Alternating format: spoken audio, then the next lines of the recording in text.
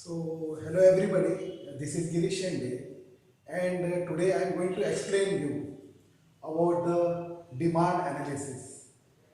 So, it is very vital or important to understand the basic concepts in economics. So, demand analysis holds a very vital position or an important position to understand the whole term economics. So, here we will understand demand and the law of demand. What is the law of demand and what is demand? So, demand in economic sense, we'll see here. I've written here, demand is desire. It is a desire backed by willingness and ability to pay. So, the demand is desire backed by willingness and ability to pay. So, there are two terms. One is desire, three terms are there. Desire is backed. So, the utility or the consumer should have a desire to have that utility of that commodity. So, the commodity has utility and the desire is from the side of the consumer. So, when there is a desire for that utility, then there will be a demand, of course. So, that's why demand is a desire. It is backed by willingness to purchase or willingness to pay, you can say. Willingness and ability to pay. Then there are three terms. I have written desire, purchasing power and willingness to pay. So these terms should be there in the demand. Only then the demand will be fulfilled. So here the demand term will be very clear, transparent. When there is a desire, purchasing power is there and willingness to pay is there in economical sense. So here I have written these conditions are must to create demand. So these are three conditions, that is desire, purchasing power and willingness to pay. So these conditions must be created. So it must be there to create demand.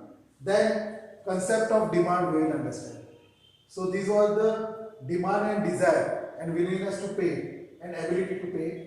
That is what these conditions must be created to demand. Then the next thing is concept of demand. So concept of demand means goods are demanded because of their utility. So in the previous video, I have explained you about the utility. Which is related with the goods and it is of course demanded by the consumer. So the consumer who is having the utility of that goods and services, of course he will make demand for that goods and services. Then we have demand is the quantity. So law of demand states that what is demand? Actually it is the meaning of demand, not law of demand. This is the meaning of demand. Demand is that quantity of a commodity which a person is ready to buy at a particular price and a specific period of time. So there are two terms, at a particular price and specific period of time. So time and price holds very important position in the concept of demand. Now again I repeat, demand is that quantity of commodity which a person is ready to buy at a particular time, price and a specific period of time. So time and price is very important here in the concept of demand. Then next we have the following are the features of demand. On this actually concept of demand and demand analysis, we can term the features of demand are utility is based on demand. As I have told you, utility creates the demand. Utility of that services or utility of that good create the demand. For example, if a teacher is teaching, actually he will demand for a duster. Not any other profession will demand for that duster because it doesn't have any utility about that duster. And doctors, they are using stethoscope. They will have a demand for stethoscope because they have a utility of that stethoscope. Other professionals, they will not demand for stethoscope because it doesn't have utility for that particular person. or a person may be a teacher or lawyer, he will not demand stethoscope. Now here the first is utilities based of demand. These are the features of demand. On this concept and analysis of demand and this statement, on this statement we can write the features of demand, that is utilities based of demand. Demand is a relative concept. The following are the features of demand, that is utilities based of demand. Then the next is demand is a relative concept. We have already discussed in concept of demand, it is a relative concept. It is related with the time and place. Then the third is reference of price and time is necessary for demand, as I have told you. So what are these three features? Utilities based of demand. The second is demand is a relative concept. Then reference of price and time is necessary for demand. These are the three basic features related to demand. Now we will understand what is individual demand and the market demand. Here individual demand means the demand of a commodity or services or goods is demanded by individual person only. So I have written here the price of sugar in first column, and prices of the sugar, they are increasing, and in the second column I have written the demand in kg, it is decreasing. As we know, usually what happens, we can say that if the price is less, the demand will be more. I have written here the price of sugar per kg is when the price of sugar per kg is 30 rupees. It is higher price as compared to the future prices. So if the price of the sugar per kg is 30, the 10 kg of quantity will be demanded by a particular person in individual demand. So a particular person here he is demanding according to the prices. When the price rises to 32, from 30 to 32, 2 rupees has increased, then he will demand less of the sugar, right? So here when the prices are less, the demand will be more, and when the price increases, the demand will be reduced. Then from 10 to 8, the demand is reduced when the price is increased by 2 rupees. In the third unit, we have seen that if the price raised from 32 to 35, then the demand will fall 8 kg to 5 kg. So the price of the sugar is increasing and the quantity demanded by a particular person is decreasing. And we can say vice versa. If the price of the sugar is decreasing, then the demand by the particular person will be increasing. When demand decreases, when price decreases, demand increases, and when price increases, demand decreases. So there is a inverse relationship between price and demand. So you have to remember what is the relation between the price and demand. There is an inverse relationship, because one quantity is rising, the other is falling, and vice versa. Then we have understood the individual demand, it is demanded by the individual person only. And here I have written the market demand schedule. So what happens in market demand schedule we will see. Here I have written the price of sugar. It is increasing, and the demand made by consumer A as well as B and C also. So they have individual demands. The individual demands are taken together, and their total is also written on the last column. So when the price is rupees 30, price was rupees 30 per kg sugar, the price of sugar per kg is 30 rupees, then the consumer A is demanding 10 kg because the price is less, and is demanding 10 kg of sugar, and consumer B is demanding 8 kg of sugar. So why it happens? Because according to their capacities and wants, they are offering their quantities. So consumer A offer 10 kg at 30 rupees, consumer B is offering 8 kg at rupees 30, and consumer C is offering 7 kg at price 30 rupees. So having the horizontal total, if we add all these three consumer demand, we get 25. So this is called 25 is a aggregate demand of all these three consumers, that is A, B and C, they are added. The sum of these three consumers will be 25. So at rupees 30 per kg, their aggregate demand will be 25. If the price increased to 32, then the demand of A will reduce to 8, B will reduce to 6, 8 to 6, and C's consumer demand will reduce to 7 to 5 because of increase in price. So at rupees 32, A will demand 8 kg of sugar, B will demand 6 kg of sugar, and C will demand 5 kg of sugar, and that sum total aggregate will become 19. The sum of all these three consumers A, B, C, it becomes 19 kg. So at rupees 32, the demand has fallen to 19 kg, aggregate demand. First it was at 30, it was 25 kg, at the price of 30 per kg, it was 25 kg demand, and when the price increased by 2 rupees, the demand fall to 19 kg. Similarly, when the price is increased at 35, 32 to 35, 3 rupees increase is there, then the demand of consumer will fall from 8 to 6.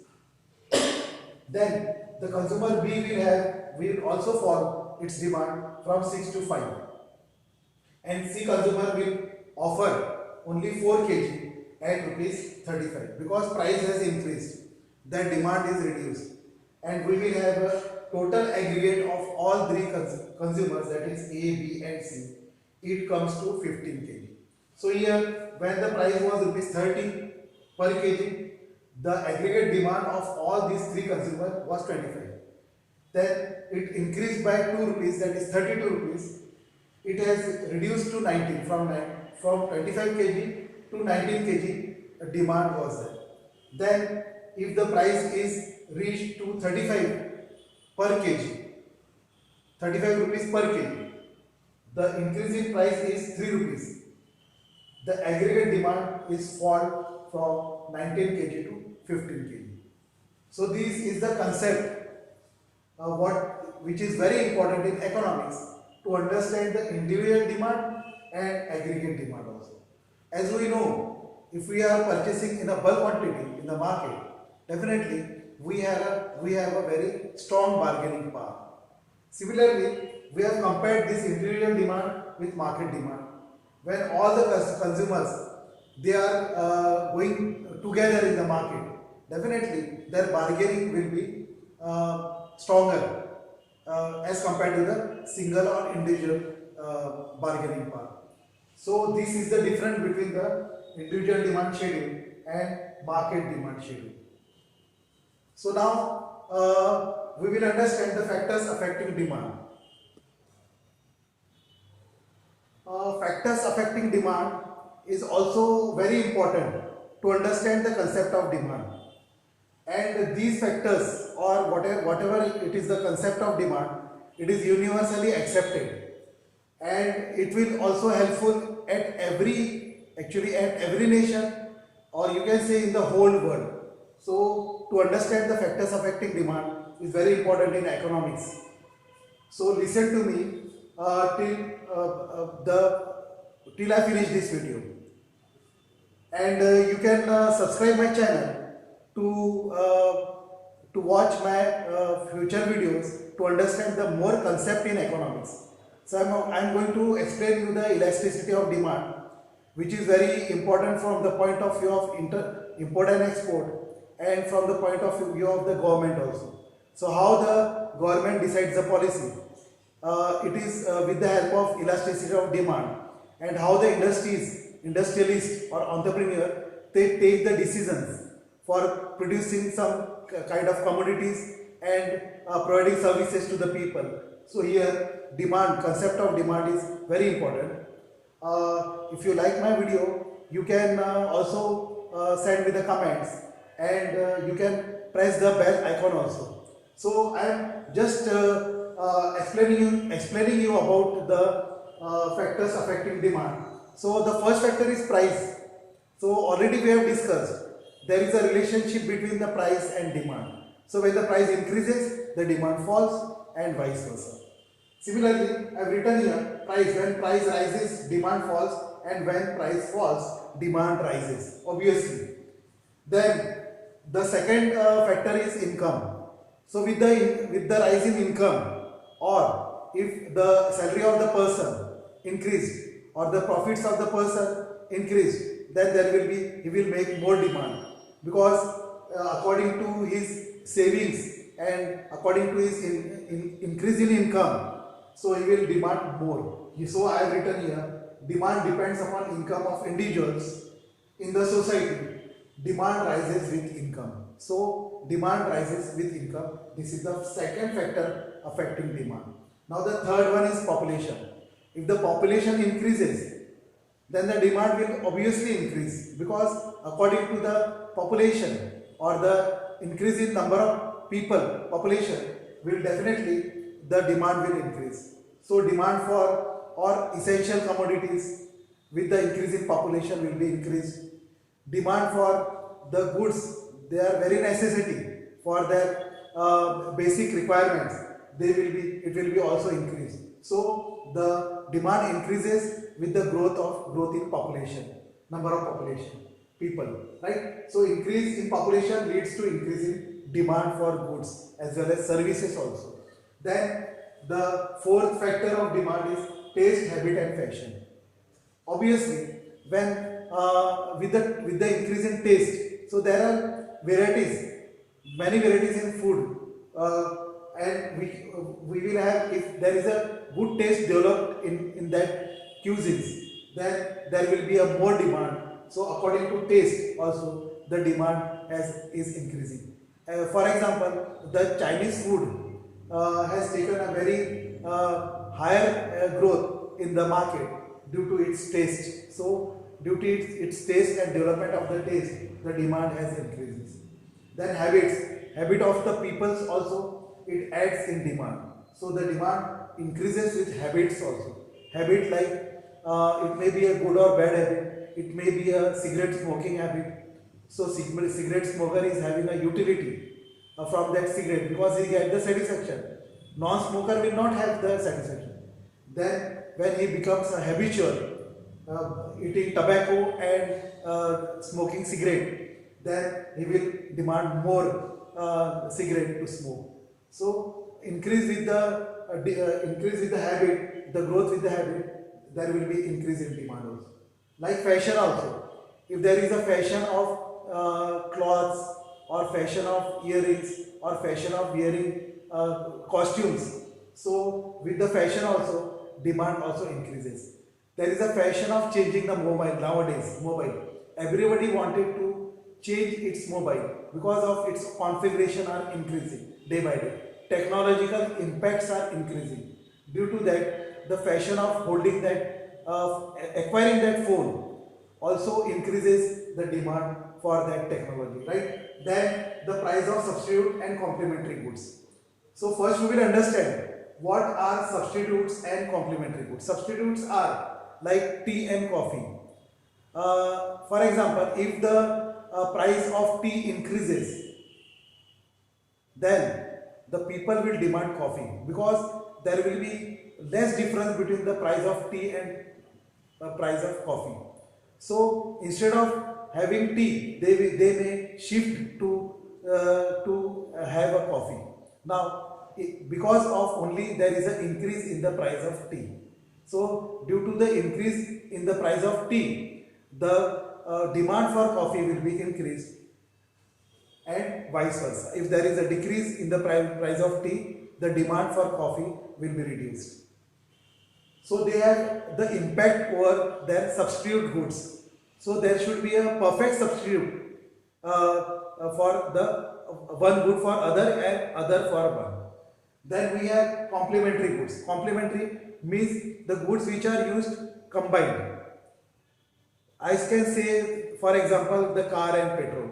If the prices of motor car and petrol, then if the prices of petrol goes up, there will be less demand for car. And if the prices of car goes more, there will be a less demand for petrol. So it is called a complementary goods. So price of substitute and complementary goods also affects the demand. Then we have distribution of income.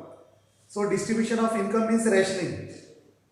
Now I have written the example that unequal distribution of income and wealth would lead to less demand for goods. Unequal distribution of income and wealth. Whatever the rationing is decided, rationing policy is decided by the government. So if there is an unequal distribution, definitely there will be a less demand for goods and services. That is, demand depends upon the distribution of national income and wealth. So the distribution of national income, government have different policies to avail the necessity or necessary goods to the poor people in less prices, and they charge the same goods at higher prices to the richer person.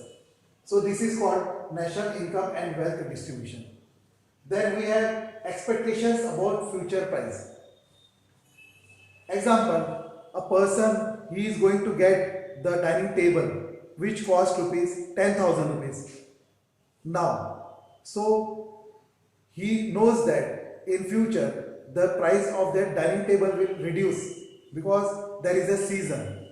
So in season the dining table price will reduce, of course. So he will not purchase at higher price now. He will purchase in future because he knows very well that price is going to be reduced in certain period. So expectation about future price. If consumer expects a fall in price in near future, they will demand less at present price and vice versa. If he knows that the price of that commodity is going to increase in future, then he will demand that commodity at present, currently. So that's why it is vice versa. Then we have advertisement. If advertisement is done more of a particular commodity and it is seen by the people, more people, definitely there will be more demand. So according to the expansion in advertisement, the demand can be created more. I have written here the goods which are advertised powerfully on radio, television and newspapers, etc. push the demand up. So when there is a advertisement, highly they are actually they are presented before the people or in the shelf of the retail shop or in the windows of the retail shop. If the product is advertised in such a way that it will attract the consumer to purchase it, so the demand will be more for such goods. So advertisement also increases the demand. Then I have written the taxation policy. So taxation policy also it is a factor affecting demand. Taxation policy by the government, actually it is decided by the government only. So here taxation policy, change in income tax will change consumers disposable income.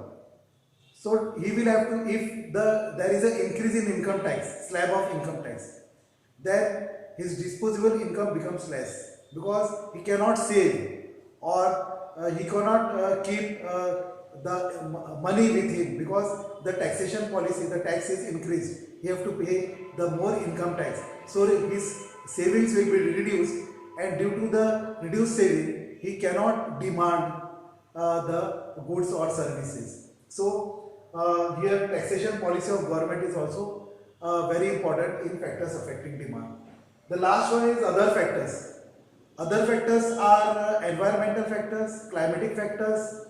It may be political and social factor also affects demand. So here I have written change in any climatic conditions, traditions, political and social factors also affect demand.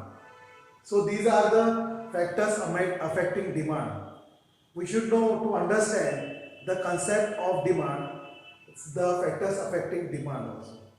So these are the basics terms which will make you understand the economy or you can say the micro and macro economics. In future, in next videos, upcoming videos, I am going to explain the elasticity of demand. So remain with me in next video also. I think you will have a knowledge about the demand as well as the other factors in economics also. So you can press the bell icon and you can subscribe to my channel. Thank you very much for watching my video.